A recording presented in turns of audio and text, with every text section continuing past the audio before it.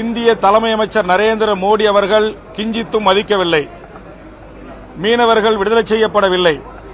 230 படகுகளையும் தற்போது இலங்கை அரசாங்கம் பொது ஏலத்தின் மூலமாக இலங்கை அரசுக்கு சொந்தமானது என்று நாட்டுடைமையாக்க என்ற நடவடிக்கையில் தொடர்ந்து ஈடுபட்டு வருகிறார்கள்.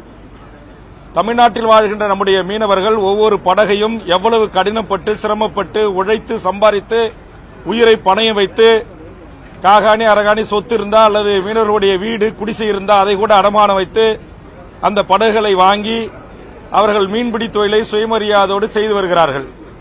ஆனால் காற்றின் திசையை நோக்குகின்ற போது கடல் எல்லையில் சுவர்கள் இல்லாத காரணத்தினால் படகுகள் இலங்கை தீவு அல்லது இலங்கை எல்லையை நோக்கி பயணிக்கின்ற போது அவர்களை அடித்து துன்புறுத்தி சித்திரவதை செய்வது, சுட்டு படுகொலை செய்வது, படகுகள் ரோந்து படகுகள் ராணுவ ரோந்து படகுகளை மோதி அதிலே படுகொலை செய்வது, தங்கச்சி மடத்தைச் சேர்ந்த 4 மீனவர்கள், பாம்பன் 3 மீனவர்கள் ஏற்கனவே பிரீஷோ சுட்டு படுகொலை செய்திருக்கிறார்.